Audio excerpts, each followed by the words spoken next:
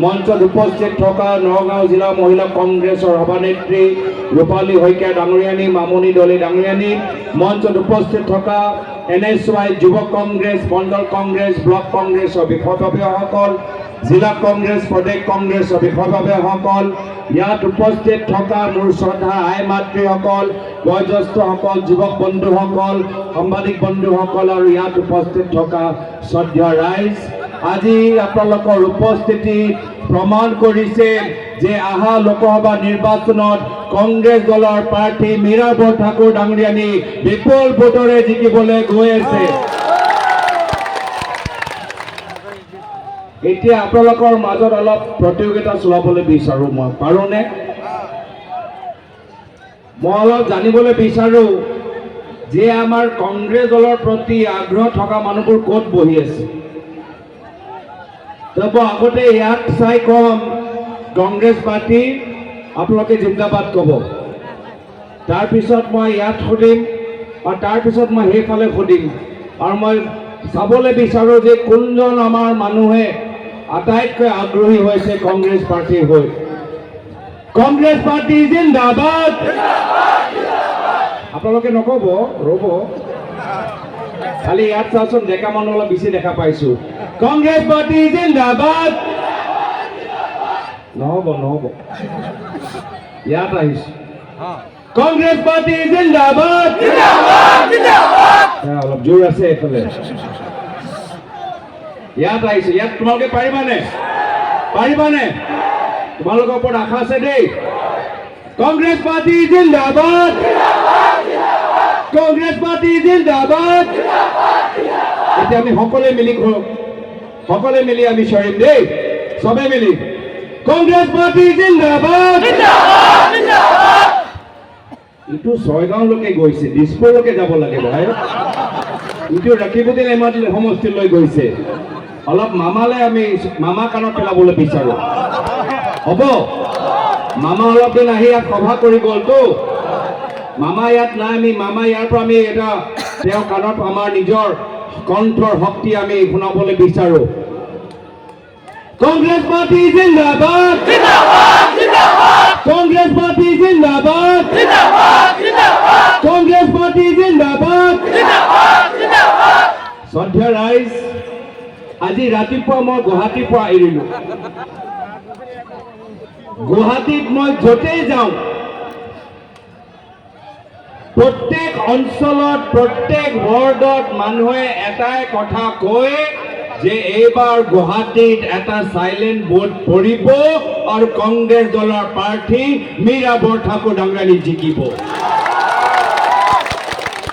ইতিমধ্যে গুৱাহাটীৰ ৰাইজে নিজৰ মন বনাই লৈছে। সকলে বাট চাই আছে কেতিয়া 7 তাৰিখ আহিব। সকলে ৰাতিপুৱা লাইনত থিয় হৈ হাতৰ চিনপত ভোট দি মীৰা বৰঠাকুৰ ডাঙৰীয়ানীক এটা ঐতিহাসিক বিজয় দিবলৈ গৈ আছে। এতিয়া কথা হ'ল ব্যৱধানৰ, যে গুৱাহাটীৰ ৰাইজে বেছি ব্যৱধানত মীৰা বৰঠাকুৰ ডাঙৰীয়ানীক জিকাব নে বক সমষ্টিৰ ৰাইজে বেছি ভোটত জিকাব। চাব দেই, কাষত ছয়গাঁও ৰৈ আছে। ছয়গাঁও মানুহবোৰ কৈছে নহয় দাদা কি কয় আহিলে বকত, আটাইতকৈ বেছি ব্যৱধানত ছয়গাঁও সমষ্টি জিকাব। মই পুনৰবাৰ আপোনালোকক সুধিব বিচাৰিছোঁ, আটাইতকৈ বেছি ব্যৱধানত জিকাব পাৰিবনে? জিকাব পাৰিবনে? পিছত আহিম দে আকৌ মই।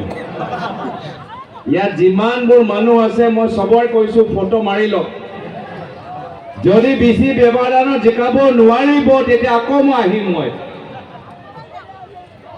আৰু যেতিয়া জিকাব মই মীৰা বৰঠাকুৰ ডাঙৰীৰ লগত আহি ইয়াতকৈ আৰু আমি বহলাই কথাবোৰ পাতি এই অঞ্চলত কি কি উন্নয়ন কৰিব লাগে আমি সকলোৰ লগত আমি আলোচনা কৰি আমি উন্নয়নৰ কাম আমি কৰি যাম। ৰাইজ আমি কাম কৰিবলৈ আহিছোঁ, আমি টকা পইচা কমাবলৈ অহা নাই, আমি মামা মামী হ'বলৈ অহা নাই। মোৰ পিতৃ অসমৰ 15 বছৰ মুখ্যমন্ত্ৰী, আজিৰ তাৰিখলৈকে মোৰ নামৰ ক'তো বাগান বা মোৰ নামৰ ক'তো নিউজ চেনেল নাই। মোৰ পিতৃ অসমৰ 15 বছৰ মুখ্যমন্ত্ৰী, মোৰ পৰিবাৰৰ নামত ক'তো হোটেল বা ৰিজৰ্ট নাই। মোক মনত পৰে মোৰ পিতৃ প্ৰয়াত তৰুণ গগৈদেৱে কৈছিল যে ৰাজনীতি হ'ল ৰাইজক সেৱা কৰা এটা মাধ্যম। আৰু এটা কথা কৈছিল, এয়া কৈছিল এই মিছা ক'লে কি ডাল হ'ব, মিছা কথা ক'লে লাভ নাই কৈছিল। কিন্তু আজিৰ তাৰিখত বিজেপি চৰকাৰে কয় মিছা কথা ক'লেহে লাভ হ'ব। তেওঁলোকৰ গোটেই প্ৰচাৰ মিছা কথাৰ ওপৰত নিৰ্ভৰ। জুমলা শব্দটো শুনিছেনে? জুমলা হ'ল মিছা প্ৰতিশ্ৰুতি, আৰু আটাইতকৈ ডাঙৰ জুমলাবাজ হৈছে প্ৰধানমন্ত্ৰী নৰেন্দ্ৰ মোদী ডাঙৰীয়া। প্ৰধানমন্ত্ৰী নৰেন্দ্ৰ মোদী ডাঙৰীয়াই কি ক'লে? 15 লাখ টকা। 15 লাখ টকা হ'ল এটা জুমলা, কোনোৱে 15 লাখ টকা পোৱা নাই। তাৰপিছত বিজেপিৰ চৰকাৰ আহিলে 2016 চনত সৰ্বানন্দ সোণোৱাল ডাঙৰীয়াই ক'লে পৰিৱৰ্তন হ'ল এটা জুমলা। পৰিৱৰ্তনৰ নামত এতিয়া নহৰু 1 কেজি দাম 400 টকা হৈ গৈছে। পৰিৱৰ্তনৰ নামত আজি মাহৰ কাৰেণ্টৰ বিল এতিয়া 800 টকা হৈ গৈছে। পৰিৱৰ্তনৰ নামত এটাহে কাম বিজেপিয়ে কৰিলে, ধনী মানুহ আৰু ধনী হৈ গ'ল, দুখীয়া মানুহ আৰু দুখীয়া হৈ গ'ল। তো পৰিৱৰ্তনো এটা জুমলা।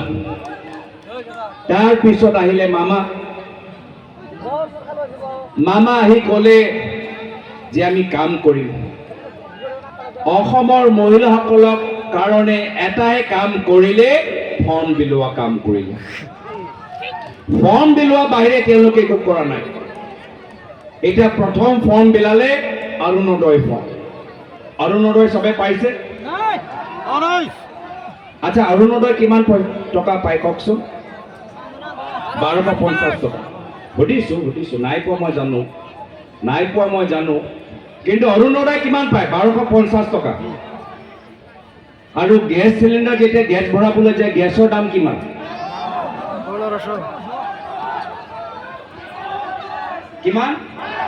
1200। তো সেই মামাৰ অৰুণোদয় 1250 টকা আজি তাৰিখত মূল্য বৃদ্ধি হৈ যোৱাৰ পিছত কাম নাই। আমাৰ দিনত